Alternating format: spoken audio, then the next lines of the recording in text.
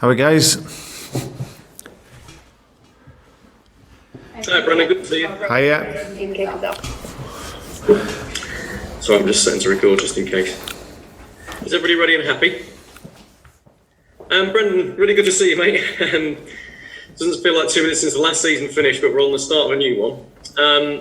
Importantly, the Black Lives Matter campaign goes on, although the Black Lives Matter logo won't be on the shirts now that the players are wearing. It's going to be the Premier League's No Room for Racism logo. Have you got any thoughts on that, and have you discussed with the players whether they still want to take the knee before the game's coming up?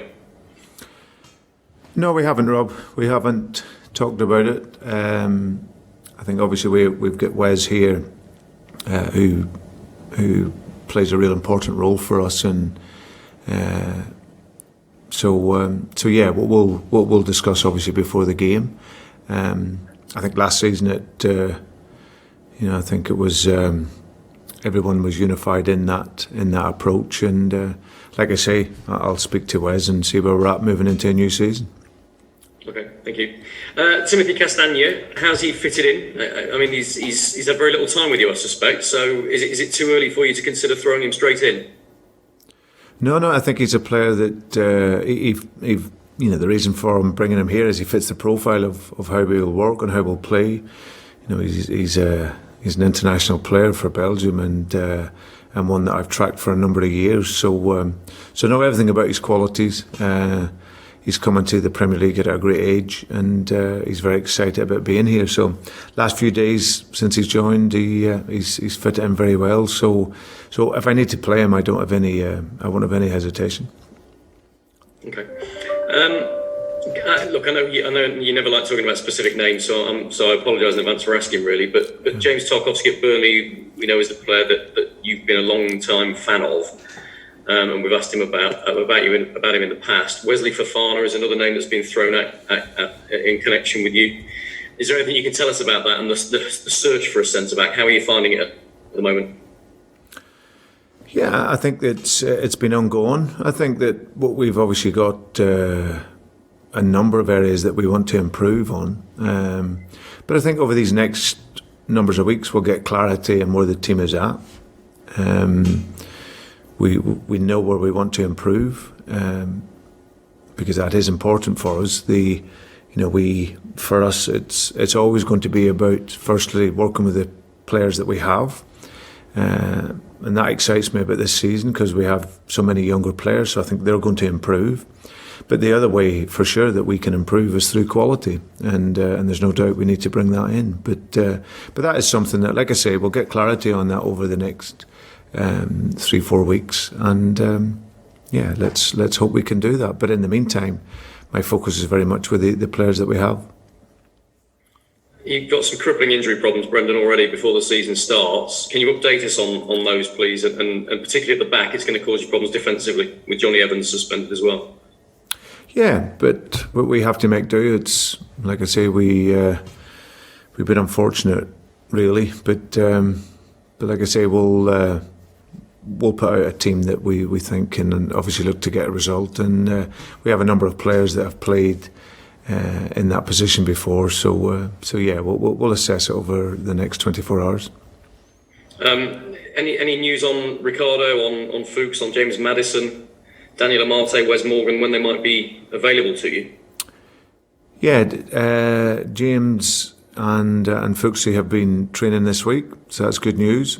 So it's been brilliant to see them back on the pitch. Daniel Amate, like you say as well, has just come back in. He played 45 minutes of a friendly game last weekend. So he's been out for a long time, Daniel. It's nearly 2 years since his last game. So you always have to be careful with a player that's been out for such a long time. But he's progressing really, really well. And Wes has rejoined the training group today. So as I said, we have another 24 hours to monitor those players. Ricardo is still a number of weeks away, but he's making really good progress. Thank you, Brendan. Pleasure. Thank you. I take Mark Webber, PLP, please.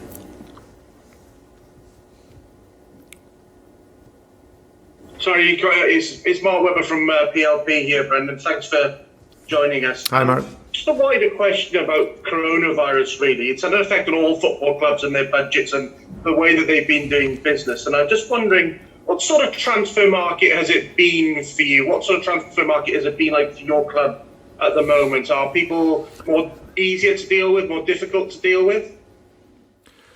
Well, there's no doubt it's had a huge impact on a lot of clubs. And listen, we're not in the same market as, if you look at Chelsea finished, a place above us, and if you look at what they've been able to do in comparative to ourselves, then you can't compare that. But like I say, we're working from a different market and looking in a different market for players. So, but there's no doubt it's difficult for most teams in the world, and for us, it is no different. Just turning to the game on Sunday, if I can. West Brom back in the Premier League. What's your assessment of how they can do this season and how well they did last season? What are you looking out for them? Well, they've got an excellent manager. Slavan, someone who's very experienced, has worked in the Premier League before, and West Brom are a very, very good club. And okay, they've been up and down a few times in the last numbers of years, but they've been deemed, a Premier League club. So experienced manager, get some very, very good players. Players with experience as well. Some of the guys I know, like Charlie Austin. Charlie's been about. Hal Robson-Kanu, those boys have been about the Premier League. Jake Livermore, has played for England, very talented midfield player. Like I say, guys with experience, and so I think it'll be a difficult game for us, and we'll prepare for that. And on your side, Jamie Vardy loves the West Brom.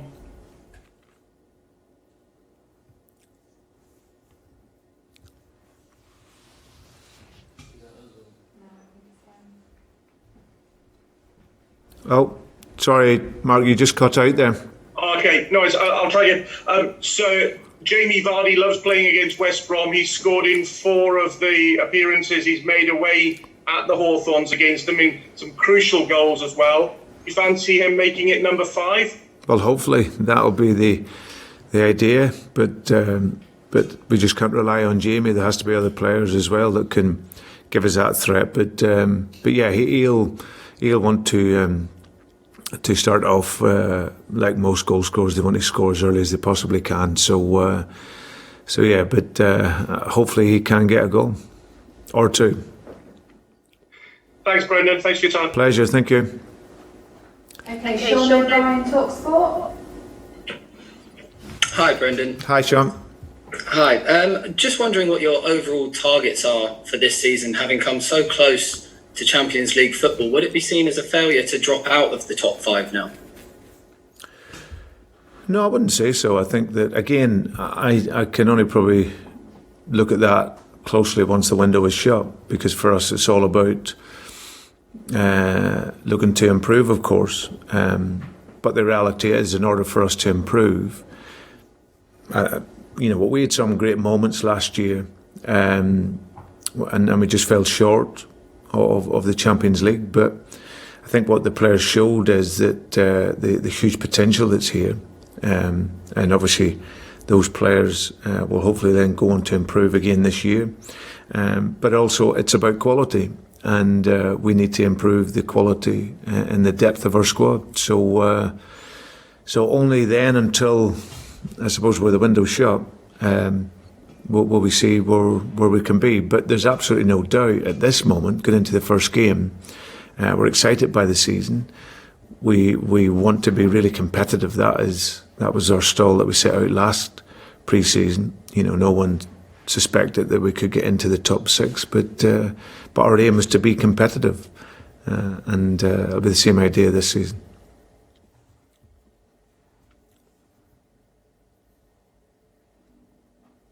Sorry, I think I froze there. Okay.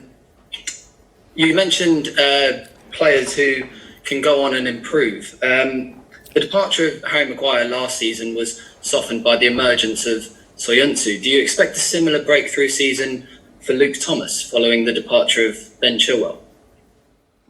Well, Luke's a very promising young player.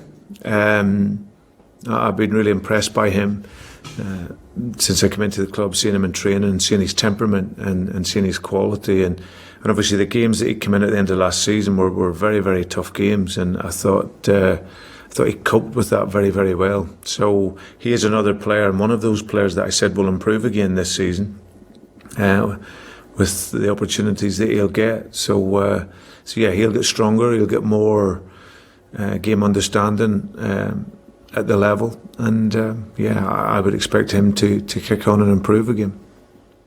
And with the window still open, have you been left at all frustrated up till now with only one player brought in? No, listen, my job, firstly, I always work with the players that's here, and I'm excited about that, working with the guys that are here, firstly. Two, the club is renowned. It will always bring in the players that they can to improve the team and improve the squad. And of course, there's a lot of work going on behind the scenes in order to do that. The window's not shut yet. And like I say, we'll have more clarity on the team and the squad over the next numbers of weeks. But until that is the case, I love working with these players every day. We're going to fight to improve. We're going to fight to be competitive, and we're all looking forward to that. Cheers, Brendan. Thank you. All from me. No worries. Hi, Brendan. Hi, Ian. Great to speak to you. Thank you for your time. As everybody has already said, on your squad, you've talked about your players and you enjoy working with your players. There's a few that have been on loan. I'm just wondering what your view is on their long-term future. The likes of Islam Slimani, Rashid Gazelle, Adrian Silva as well, and Benkovic also. Do they feature in your plans for this season, Brendan?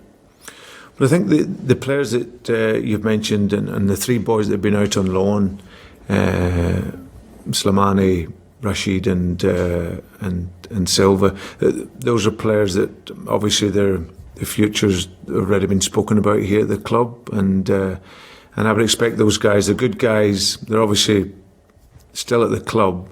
However, their futures will probably be outside of here. Philippe is a player that he's currently injured at the moment, so is unavailable for selection. But again, he may be a player that will go out and get some games. I think he's at that stage where he feels himself. He needs that confidence of knowing he's playing every single week.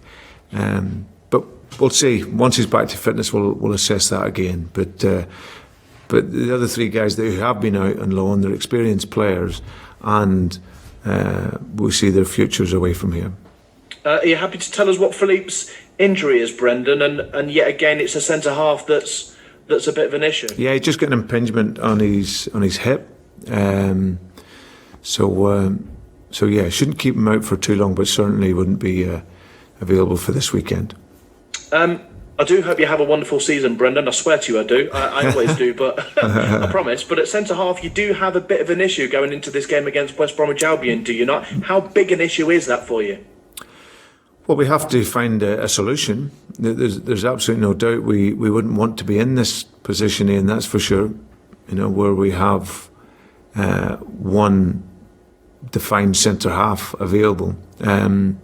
But like I said, I've got players that are multifunctional. Some of them have played there before, and like I said, we've been looking at some of the dynamics of that over the course of this last week. So yeah, it's been unfortunate that a few of those guys have picked up injuries, but also we also know that we need to. It's an area in the department that we've been looking at to bring someone in. So. But yeah, whatever team we'll put out at the weekend, it's going to be really competitive, and I trust all the players that go in, if they need to go in and play out of position, that they can fulfil that role. and I'm assuming that you're talking about Wilfred Ndidi at centre back, Brendan. It's no secret you played him in a pre-season at centre half. Former Foxes centre half Matt Elliott was gushing about his performance at centre half. Could that be a long-term solution for you, or do you believe that that's to plug a gap until, as you've already mentioned, that you add to the quality and the depth of your squad? Yeah, most definitely. I think he's one of the best midfield players in the Premier League. And that is his best position in there. But I do always like a midfield player that has that adaptability to play in a back four or a back three. So yeah, he played very well in the game for 60 minutes when we played him. And as a position he's played in Genk. He played at centre half as well. So yeah, there's a lot of the attributes there that are natural for him. Of course, he's good in the air. He's got speed. He can pass the ball. And his reading of the game is very good. So I've got no doubt if he needs to play there that he'll do a great job. You've run the rule over many injuries already, Brendan, and we've just mentioned Benkovic, and I appreciate it. I wonder whether you're able to confirm if you had any positive COVID cases in your first team. No, but we're all clear. So yeah, it's not something really that we would divulge too much anyway. It's a private matter that at this moment, Ian. But no, we've certainly got no one missing from that aspect. Understand that. Again, you've talked about the transfer window. Do you feel right now you have a big enough squad to compete in 4 competitions, with one of them being the Europa League? No, we don't, and that's something that I've been pretty clear on. I think that our idea this year was to improve the depth of our squad. I've always said I think that the players in this last season, they showed many great moments, and I think for them to improve, it's going to need time.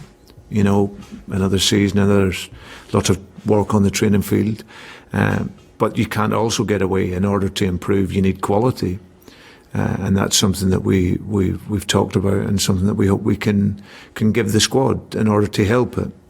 It was probably an area where in that last period, when we lost some of our players of quality, then in order to rotate, we didn't have that necessary depth really. So it was definitely an area that we want to improve. So hopefully, like I've mentioned earlier, Ian, that hopefully these coming weeks will give more clarity to the team that we'll work with for the season.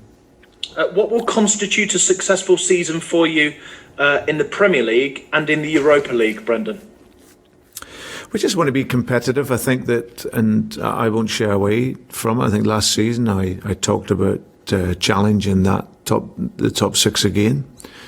Of course, there'll maybe be an expectation there for us, but of course the competition is fierce to be in and around that level. So for us, the players had a fantastic season there to finish in that position last year, but that's gone now. So what we've done, or what we thought we've done, that's now gone. So we're now ready and excited for this new challenge. We've got European football, which we want to go as far as we possibly can in that. So that'll be another great experience. But our bread and butter, of course, is the Premier League and our cup competition. So we'll be all out in every competition to be as competitive as we can. Has there been a message from the chairman ahead of this season, Brendan, from Kuntop? And I wonder as well, and I know it's sensitive, what kind of effect the economic crisis in the world has had on you as a football club, but of course, the King Power brand, and has that filtered down to you? We all know that Suvarnabhumi Airport in Bangkok is where the King Power's business comes from, and that revenue's been turned off for 6 months. Has that had an effect on the football club and your transfer dealings? I think, Ian, across the board, I think there's many teams where the possibilities because of the pandemic have changed. So, and there's no denying that, many clubs, including ourselves, of course, there's something, that the market does change for us. So, but in terms of Kuntop, he's obviously in regular contact with the club, with John Rudkin in particular, and he's always, as I said, asking about us, and he's always there. He has been missed because we've loved having Quintot when he comes over for the games and seeing him and having that connection. So he is definitely someone that we've missed around here. But yeah, he supports from afar, and for us here, we feel his support, and like I say, we will enter into the season excited to hopefully do him proud again. Dewsbury Hall's done well in pre-season, Brendan, it would seem. Has he got an exciting season ahead of him? And are you going to retain him with your squad, or is he a possible loanee? Because having watched the games that I have, I think he's been pretty exciting. Yeah, he's a very good young player. He'll have probably hoped to have played more games and had more experience already in his career, not just here but elsewhere. But he's definitely shown up over the course of the pre-season, and he's currently training with us at the moment. And there's obviously still a bit of time to go before we decide whether he's going to go out or not. But him getting games and getting some game time is important this year, and we'll assess that over these coming weeks as to whether that's going to be more outside or here with the players. But he's done very well. And finally from me, Brendan, I just wonder what the situation is with your training ground. Your new training ground, the move, it's very expensive, one of the best in Europe, and I know that you were hoping, and the club are hoping, that ahead of this new season, a move into the training ground, a real boost. Where's that move, and does it look like it's on schedule? When's it going to happen, if not already? Yeah, I think that's a little bit of time away. I was actually up at it last week, and it looks absolutely fantastic. And each time you do go on, it's really progressing very, very well. So there's no sort of timeline on it yet, Ian, but certainly we'll be in it this season for sure.